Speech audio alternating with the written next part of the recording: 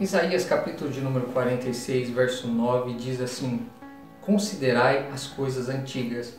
No verso seguinte diz que Deus anuncia o fim desde o princípio. Agora perceba comigo que essa palavra princípio no original em hebraico ela é Bereshit.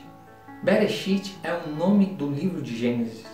Será que então nós podemos ler assim que Deus anuncia o final das coisas, ele declara o fim desde o livro de Gênesis?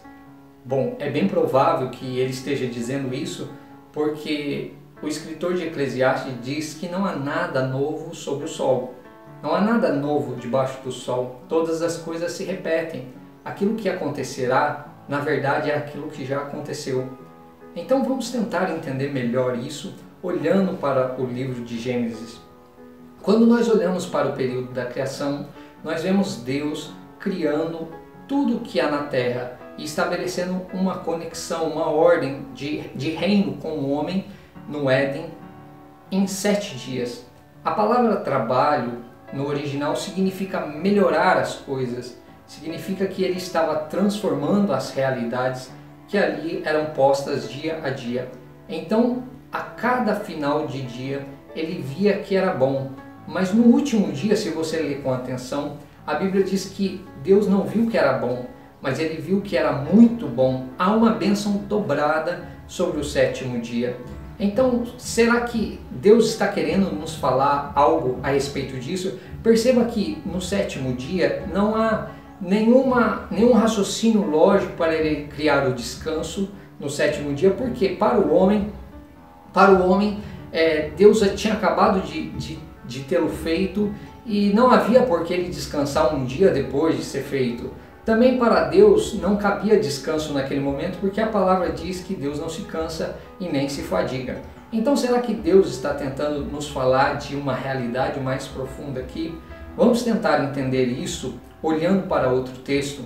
O livro de 2 Pedro, capítulo 3, versículo 8, Pedro repete o salmista quando ele diz que para Deus um dia é como 1000 anos e 1000 anos são como um dia. Então Deus está querendo dizer que cada dia da criação, na verdade, significa um período de 1000 anos. É bem provável que isso seja verdade. Vamos olhar alguns retratos na Bíblia Sagrada que indicam isso. Bom, quando nós olhamos para o número 6, nós sabemos que ele é o número do homem, mas o número 7 é um número que pertence a Deus, é o número da perfeição, o número da plenitude. Vamos ver alguns padrões sobre isso. A Bíblia diz que em Israel, Deus deu uma lei para Israel, para que eles guardassem o 7º dia, mas também deu outra lei para que eles guardassem a terra no 7º ano.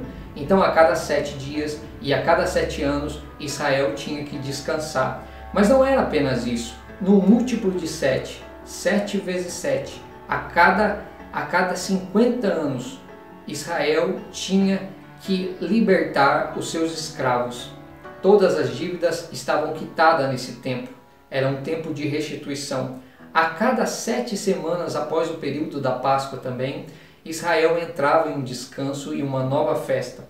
Veja como os padrões de 7 se repetem. E eu quero que você entenda cada número de 7 aqui, nesse momento comigo, como uma referência a 1000 anos.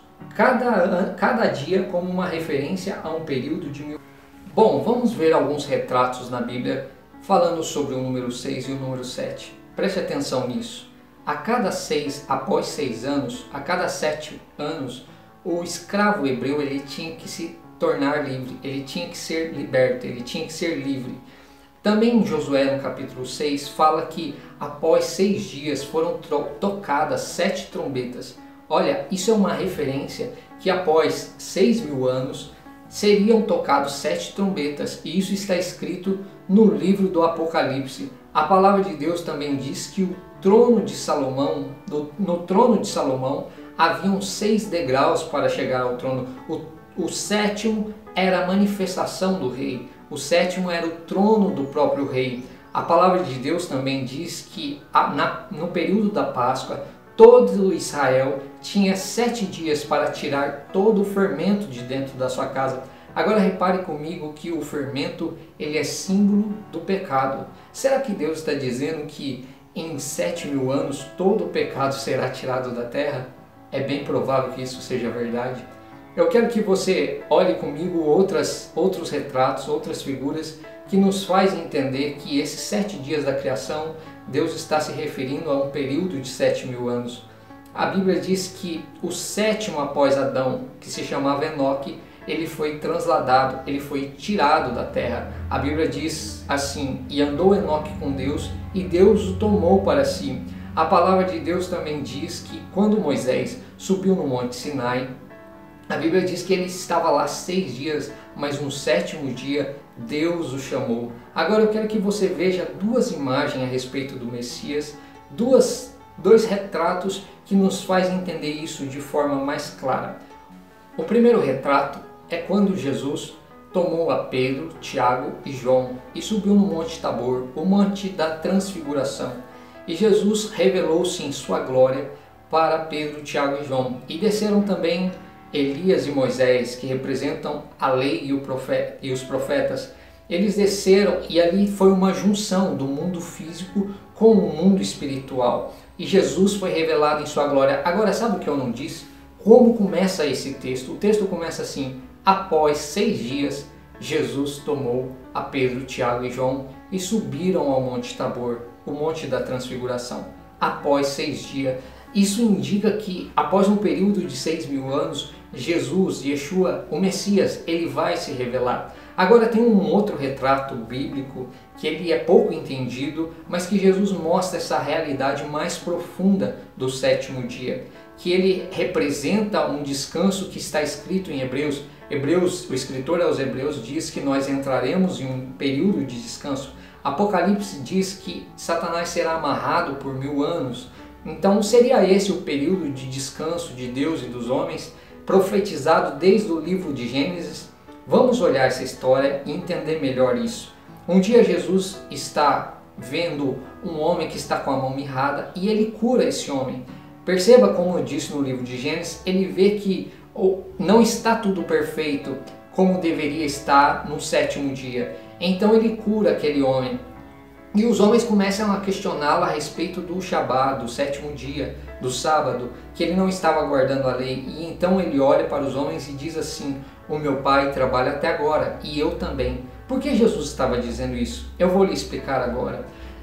Quando nós vemos o período da criação, 7 dias, nós vemos que no 4º dia o maior astro, o maior de todas as estrelas é criada, que é o Sol.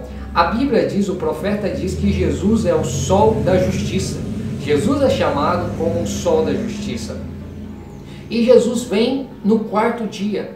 No ano 4000 Jesus chega. Se você ler a genealogia de Jesus, você vai entender isso, que ele vem no ano 4000. É por isso que ele demora 4 dias a chegar até Lázaro. Por quê? Porque a vida só se revela aos homens no ano 4000, o ano que Jesus se manifestou, o ano em que o verbo se tornou carne. Então veja só, Jesus diz que o seu pai trabalhava até aquele momento e ele também. Por que ele disse isso? Porque ele estava no 4º dia, ele estava no ano 4000. O 7º ano, o 7º dia, o 7.000 ano não havia chego ainda.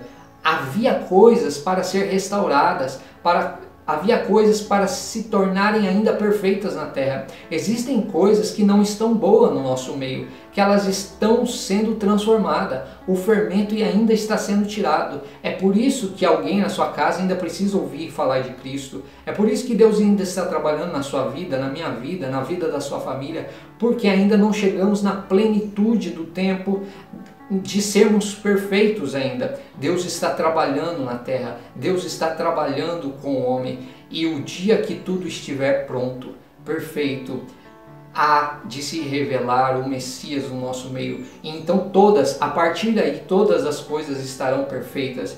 E eu quero que você saiba que Ele governará na terra por um período de 1000 anos, e nós estamos nos aproximando desse período. Eu quero convidar você a fazer parte desse reino. Deus abençoe a sua vida.